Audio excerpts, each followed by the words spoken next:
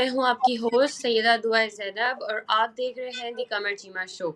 आज के शो में हम बात करेंगे यूनाइटेड नेशंस सिक्योरिटी काउंसिल के रिफॉर्म्स पर, जहां इंडिया ने G4 यानी ब्राज़ील, जर्मनी, इंडिया, जापान की तरफ से एक अहम बयान पेश किया है। इंडिया ने UNSC में रिफॉर्म्स के लिए कुछ बुनियादी पॉइंट्स सामने लाए हैं, जिन पे आज हम डिटेल से बात करेंगे। सबसे पहले तो इंडिया ने वाजे किया है कि जो UNSC में रिप्रेजेंटेशन का जो बुनियादी असूल है, रीजनल होना चाहिए, ना कि किसी ऑब्वियसली रिलीजन पे या फिर फेथ पर मबनी। इसका मतलब यानी कि हर रीजन को उसके जियो पॉलिटिकल अहमियत के मुताबिक नुमाइंदगी मिलनी चाहिए। दूसरी जो मेन चीज़ इंडिया ने बात की है वो है कि सिर्फ नॉन परमानेंट सीट्स में इजाफा करने से UNSC के जो रिफॉर्म्स हैं वो मुकम्मल नहीं होंगे, बल्कि इंडिया के मुताबिक जो परमानेंट सीट्स हैं उनमें इजाफा जो है वो ज़रूरी है, ताकि उन रीजन्स को भी बराबर की नुमाइंदगी मिले। इस सब के बारे में आज हम तफसील से बात करेंगे। तो जी डॉक्टर कमर चीमा साहब, जैसे कि आपने देखा, तो क्या जो इंडिया ने UNSC रिफॉर्म्स में रीजनल रिप्रेजेंटेशन को बुनियादी असूल करार दिया है, लेकिन हमने देखा कि कुछ जो मेंबर स्टेट्स हैं वो इस रिलीजन या फिर जो फेथ है इसकी नुमाइंदगी के हक में नहीं है। तो क्या ये जो अप्रोच है ये इंक्लूसिविटी को प्रमोट करता है, या फिर एक जो है नया काइंड ऑफ आप कह सकते हैं फ़र्क पैदा करेगा?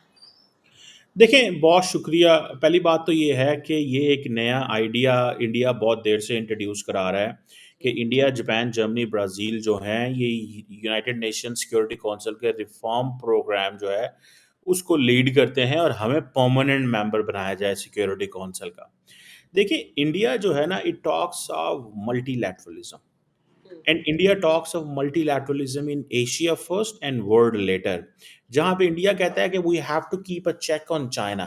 हम्म। हम चाइना पे कैसे चेक लेके आ सकते हैं? ठीक है जी। अब फॉर एग्जांपल इस वक्त आपको पता है कि जो यूनाइटेड नेशन सिक्योरिटी काउंसिल के मेंबर हैं वो 15 हैं, 5 परमानेंट, 10 नॉन परमानेंट।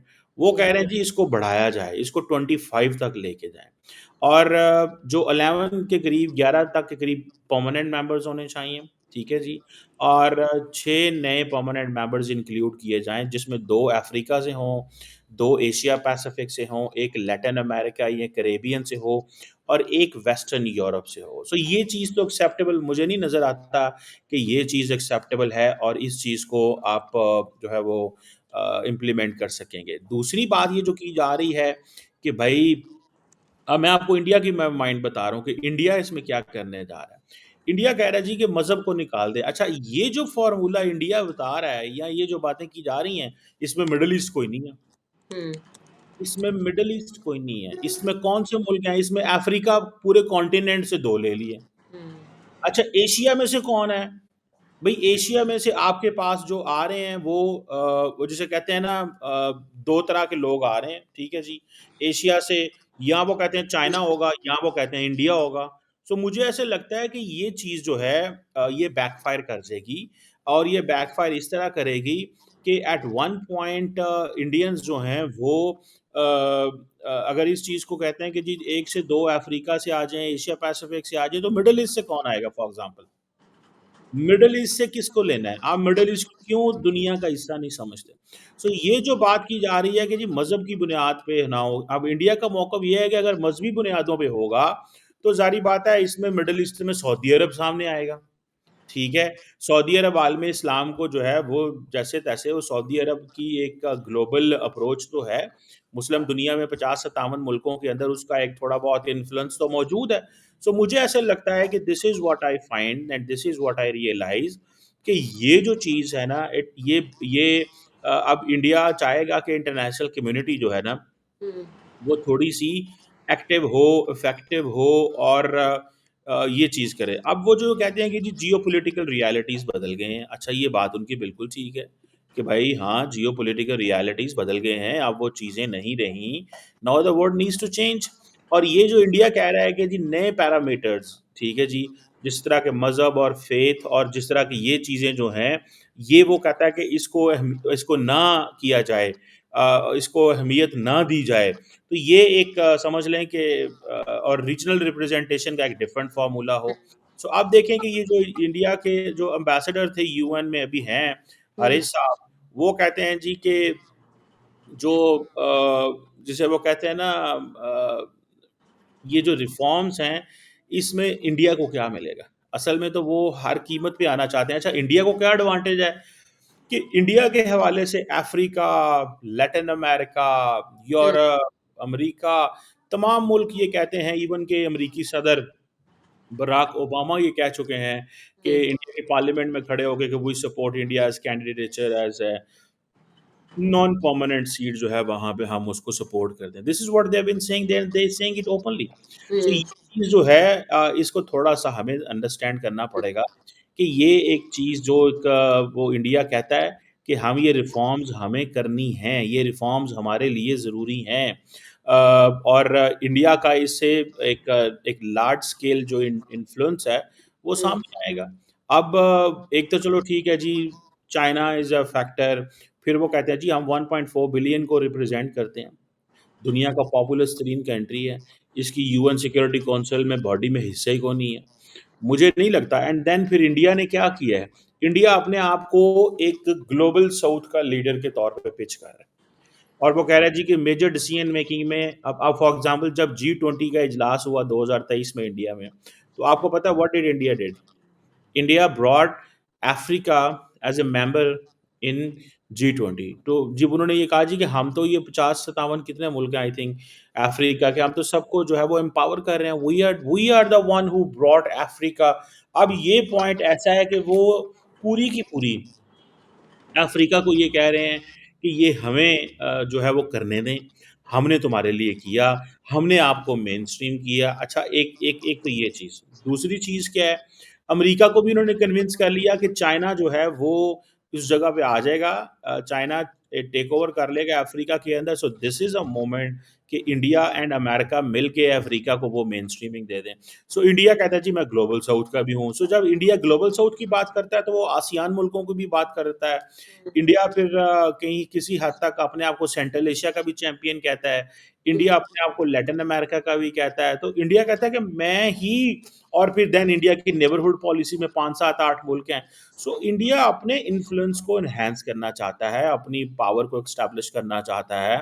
और वो कहते हैं जी हम एक इकोनॉमिक पावर हाउस हैं, लार्जेस्ट इकोनॉमी है, बड़ी टेक्नोलॉजी में, इंडस्ट्री में हमारा एक मुकाम है, हमारी मिलिट्री स्ट्रेंथ जो है कहते हैं जी हमारी फोर्थ स्ट्रॉन्ग मिलिट्री है।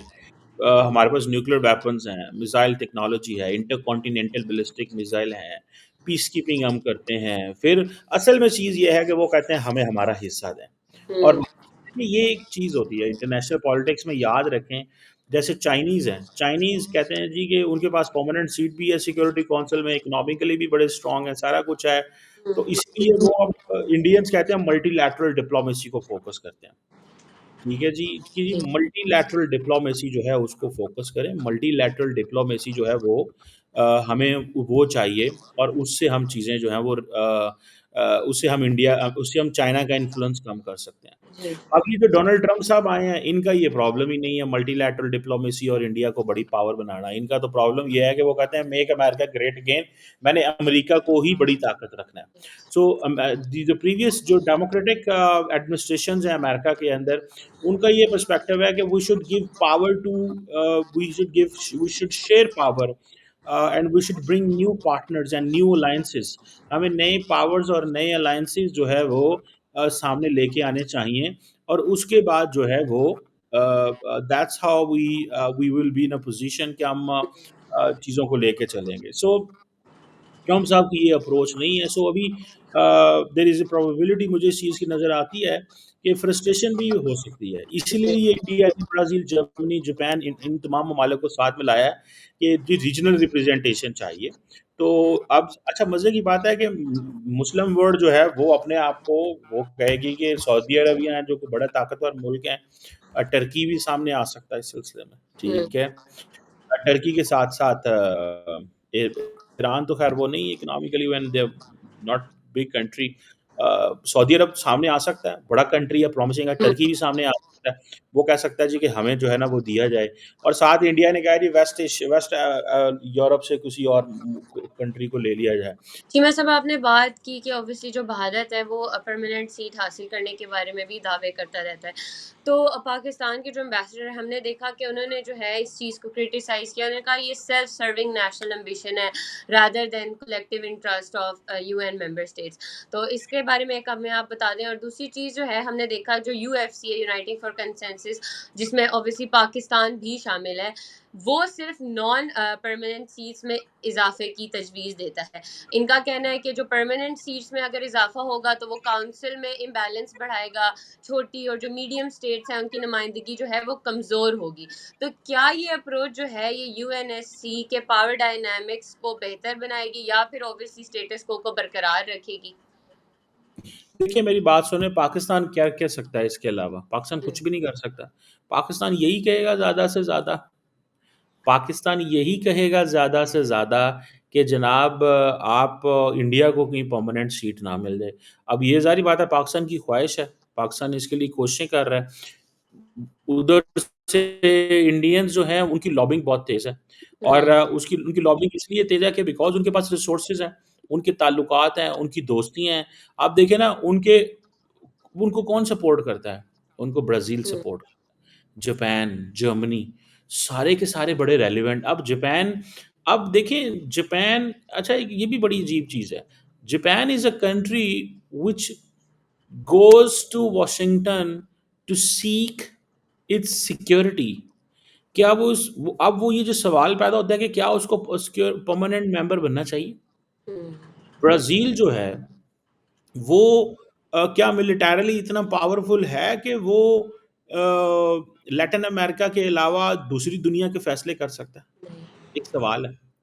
देन आप आएँ, अब जिस डिस्कस कर लें, जर्मनी जिस मुल्क के अंदर 30-35 हज़ार अमेरिकन फ़ौजी बैठे हुए हैं और वहाँ पे जो न्यूक्लियर वेपन्स हैं वो they are for the use of for the NATO and all that.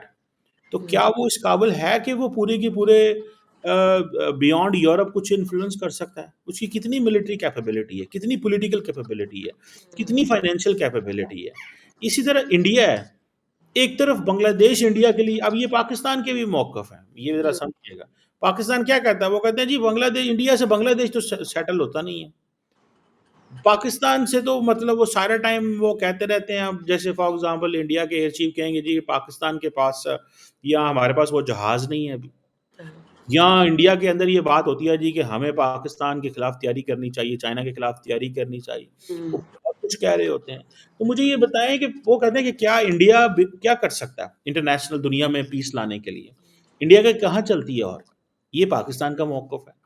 अब पाकिस्तान जब इस चीज़ को पेश करता है और फिर वो कहता है जी कि ये जैसे फॉर एग्ज़ाम्पल पाकिस्तान का मौक़िफ़ है जी कश्मीर जैसे डिस्प्यूटेड टेरिटरी पे इन्होंने इतनी human rights violation so on and so forth, इस तरह की चीज़ें बात करता है। तो वो चीज़ें ज़ाहिर बात है इंडिया को तो बुरी लगती हैं। वो कहते हैं जी नहीं, नहीं, नहीं हमें आने दें, ये करें, वो करें। हम्म, सो द क्वेश्चन इज़ कि वो पाकिस्तान का मौक़िफ़ ये है कि नॉन परमानेंट सीट बढ़ा दें, उससे कोई फ़र्क नहीं पड़ेगा, एपेटाइट भी बढ़ जाएगी। जैसे आपको पता है आजकल Pakistan is a non permanent member of the UN security yes, council these days. हम यस, नॉन परमानेंट मेंबर हैं आज, लेकिन हम कर कुछ नहीं सकते और करेंगे कुछ नहीं हम, ठीक है? सो अदर दैन दैट मुझे ऐसा लगता है कि जो एक चीज़ है ना, ये एक इंटरेस्टिंग चीज़ है।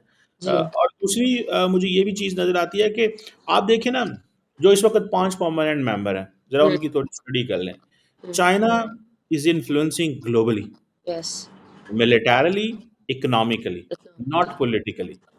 मिलिटैरिली मिलिट्री भी बड़ी है उनके हाँ, पास, इकोनॉमी भी बड़ी है उनके पास, पॉलिटिकल डिप्लोमैटिक क्लाउट उनका नहीं है।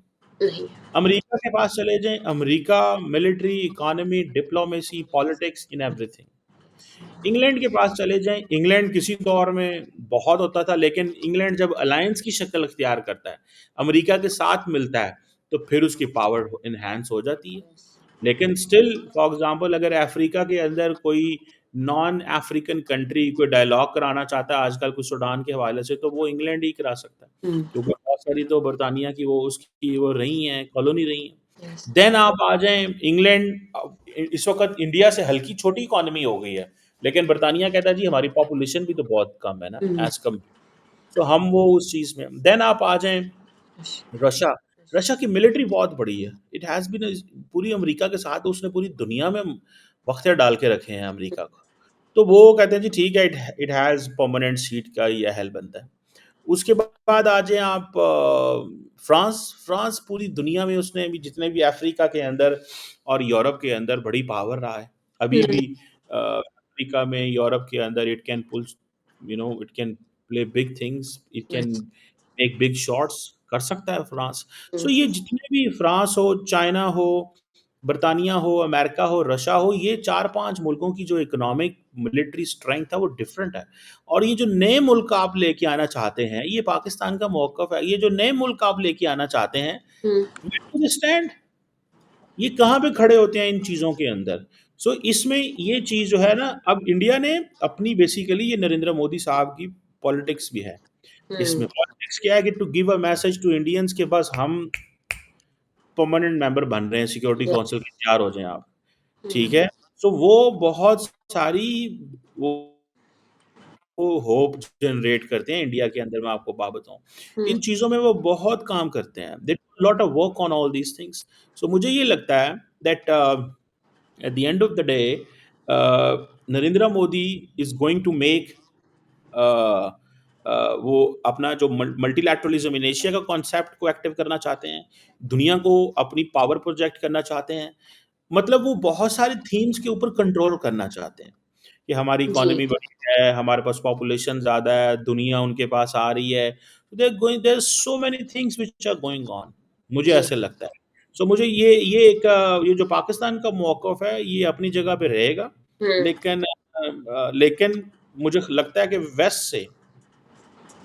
वेस्ट से ही जो आ जाएगी प्रॉब्लम के पैदा हो जाएगा। हम्म, वेस्ट ही नहीं मानेगा कि हमें अभी इसको एक्सपैंड करना चाहिए। हुँ। चीमा साहब जिस तरह परमानेंट सीट की भी बात हुई, तो हमने देखा कि जो अरब ग्रुप है उन्होंने भी एक परमानेंट सीट की डिमांड की है ताकि अरब मुल्कों को भी जो है वो बराबर की नुमाइंदगी मिल सके और उन्होंने कहा है कि जो अरब रीजन के मसाइल हैं उन वो यूएनएससी के एजेंडा का अहम हिस्सा हैं, इसलिए उनकी रिप्रेजेंटेशन जो है वो बहुत ज़रूरी है।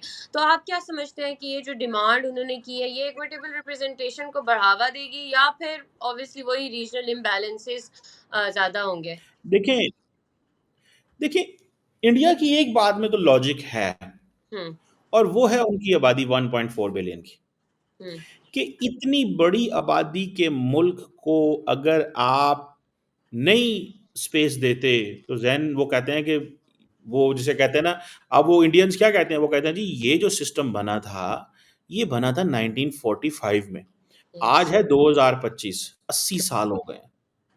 80 साल में दुनिया बहुत बदल गई है। Yes, so now is a time कि हम वो तब्दीली की तरफ जाएँ। हुँ, असल में बेसिकली मसला ये है।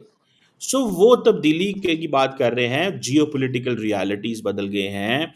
The Americans the world needs new United Nations architecture, a hmm, new institutional frame is required.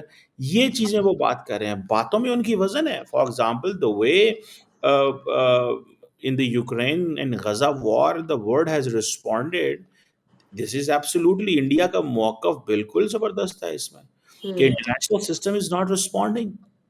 But India ये नहीं कह रहा है कि इंटरनेशनल सिस्टम को हमें ताकतवर बनाना है, या उसके में क्या ऐसा किया जा सकता है। इंडिया कहता है कि नहीं मेरे से पावर शेयर करो। हुँ, इंडिया कहता है चाइना के मुकाबले में मेरे से पावर शेयर करो, मुझे एशिया में पावर चाहिए। मुझे एशिया में मल्टीलैटरलिज़्म चाहिए। वो अपनी स्ट्रेंथ एंड पावर को एनहांस करना चाहता है, उनका ये चीज़ है। सो वो समझते हैं कि हमारा क्योंकि चाइना के साथ मुकाबला है, तो चाइना के लिए हम तैयार हैं। तो वो अमेरिकन्स को बेसिकली या वेस्ट को ये जो कार्ड खेलना चाहते हैं, पर्टिकुलरली अमेरिकन्स को, नॉट वेस्ट को। वेस्ट का हुँ, चाइना बड़ा मसला नहीं है। वो अमेरिकन्स को ये कार्ड खेलना चाहते हैं कि भाई साहब मुझे भी उतना ही पावरफुल बना के चाइना की पावर कम कर दो। हुँ, More India is powerful, the less China will exercise its power. Because हम ज़रा सी बात होगी हम परमानेंट हम उधर चले जाएंगे। Because Indians कहते हैं कि now there will come a time in coming years कि ये जो साउथ चाइना सी है या जो साउथ ईस्ट एशिया है, यहाँ पे जंगें होनी हैं। Americans are going to invest in the architecture, institutional, military architecture in Indo-Pacific. तो यहाँ पे बहुत सारा जो वो इन्वेस्टमेंट करने जा रहे हैं, वो कहते हैं कि भाई साहब हमें इस चीज़ पे फ़ोकस करना चाहिए, हमें इस चीज़ पे ध्यान देना चाहिए कि हम यहाँ पे कैसे ये चीज़ें को काम करें, ठीक है ना? सो मुझे ये लगता है hmm, this is what I understand. जी। सो वो अमेरिका को चाइना की पावर कहते हैं कि इसकी पावर को कम करो, उस कम इस तरह कर सकते हो हमें एम्पावर करके। हुँ। चीमा साहब हमने देखा कि इंडिया ने जो है वो टेक्स्ट बेस्ड नेगोशिएशंस की भी बात की। उन्होंने कहा इसकी बहुत ज़रूरत है, उन्होंने बहुत ज़ोर दिया। और हमने देखा कि जो फ्रांस है बीइंग परमानेंट मेंबर, उसने भी इंडिया की जो है परमानेंट सीट इसकी हमायत की। उनका कहना था कि ऑब्वियसली ये अपने रीजन में अच्छा रोल अदा करते हैं। तो आपको क्या लगता है इसका क्या पॉजिटिव शिफ्ट का सिग्नल है? और इस जो टेक्स्ट बेस्ड नेगोशिएशंस है इससे इंडिया को क्या एडवांटेज है? France is another country which supports India's candidature in the UN hmm, security council. Hmm, वो कहता है जी कि इंडिया फ्रांस की strategic partnership start backs in 1997 से। यस, तो वो याक शिराक के ज़माने में शुरू हुआ था। वो कहते हैं हमारे इंडिया से बहुत अच्छे ताल्लुकात हैं। हाँ, अभी इंडिया ने G20 के अंदर not G in G20 but I think in SCO हुँ, एससीओ के अंदर या ब्रिक्स के अंदर I think there was an African country Nigeria, उनकी फ्रांस से नहीं बनती बिकॉज़ वो कॉलोनी रहे एंड ऑल दैट, या hmm, Algeria I think if I am not wrong. तो वो उन्होंने कहा जी कि आप इनको अलाउ ना करें। तो अब इंडिया ने फ्रांस के कहने पे एक अफ्रीकन कंट्री अल्जीरिया को मेंबरशिप नहीं लेने दी ब्रिक्स और एससीओ हुँ, ब्रिक्स की। तो वो उन्होंने एंटर नहीं होने दिया उनको। सो इंडिया फ्रांस के बहुत करीबी ताल्लुकात हैं और इंडिया ये समझता है और फ्रांस ये समझता है कि हमें एक नया पार्टनर मिल गया है जो डेमोक्रेसी पे बिलीव करता है, जो डेमोक्रेसी है और जो बड़ी इकॉनमी है। हमसे राफेल भी उन्होंने अरबों डॉलर के खरीदे हैं, बिज़नेस भी हमारे से कर रहा है। वहाँ से फ्रांस जो है वो इंडिया आया था, फ्रेंच प्रेसिडेंट उन्होंने को 30,000 बच्चों को स्कॉलरशिप भी दिए हैं। वो कहते हैं आएँ, पढ़ें, वहाँ पे हमारी मैन पावर का हिस्सा बनें। So they are opening up to India for many reasons, for multiple reasons. So वो सपोर्ट करते हैं उनको इस जी। तरह। चीमा साहब एक आखिरी सवाल कि जो क्या जी4 और जो यूएफसी ग्रुप्स हैं, ये वाक़ई यूएनएससी रिफ़ॉर्म्स के लिए लाइक मुख़लिस हैं, मतलब वाक़ई इनके वो व्यूज़ हैं, कंसर्न है, या फिर ऑब्वियसली ये एक-दूसरे की मुखालफत में या अगेंस्ट होके बस बात कर रहे हैं, पोज़ीशंस ले रहे हैं? नहीं, वो मतलब आप ये जी4 की बात कर रहे हैं ना? जी4 और यूएफसी जो है। नहीं, जी4 देखें, ये क्यों नहीं चाहेंगे? देखिए, हाँ। याद रखें, एक मेरी बात ज़हन में रखें। Hmm, the point is everybody wants to enhance its influence, हर कोई अपना इन्फ्लुएंस बढ़ाना चाहता है। ट्रू। तो ये चीज़ तो चलती है फिर, हुँ, इन्फ्लुएंस तो बढ़ेगा, ये चीज़ें तो चलती हैं और इन्फ्लुएंस बढ़ेगा, मुखालफतें भी आएँगी। लेकिन इंडिया सिर्फ़ क्या करना चाहता है, इंडिया मोमेंटम क्रिएट करना चाहता है। मोमेंटम। और वो मोमेंटम क्रिएट करने में फिलहाल कामयाब है। लेकिन ट्रंप के दौर में कोई ऐसी मीनिंगफुल नेगोशिएशन नहीं होंगी क्योंकि ट्रंप तो खुद यूएन के इंस्टीट्यूशन से बाहर निकल रहा है। वो ट्रू। डब्ल्यूएचओ से बाहर निकल जाना चाहता है, वो और अदारों से बाहर निकलना चाहता है। So and I think this is where India शायद समझता है कि हमें कोई अपना रोल प्ले करना चाहिए। हुँ। बहुत शुक्रिया चीमा साहब। तो दोस्तों आज हमने देखा कि जो यूएनएससी के रिफ़ॉर्म्स की बारे में बात की, जहाँ इंडिया ने जो है जी4 की तरफ से बहुत अहम बयान पेश किए, बहुत से जो पॉइंट्स हैं वो पेश किए, जिसमें उन्होंने वाज़ेह किया कि जो रिप्रेजेंटेशन है उसका बुनियादी असूल जो है वो रीजनल होना चाहिए, ना कि किसी रिलीजन या फेथ पे। और जो दूसरी इंपॉर्टेंट चीज़ इंडिया ने बात की परमानेंट सीट के बारे में कि परमानेंट सीट ज़्यादा होनी चाहिए इंस्टेड के नॉन परमानेंट। हमने देखा पाकिस्तान की तरफ से या यूएफसी की तरफ से उनको क्रिटिसिज्म भी मिला कि परमानेंट नहीं बल्कि नॉन परमानेंट सीट्स में इजाफा होना चाहिए। देखते हैं कि फ्यूचर में क्या होता है। फिर मिलेंगे आपसे एक नए टॉपिक के साथ नए एपिसोड में। Take care.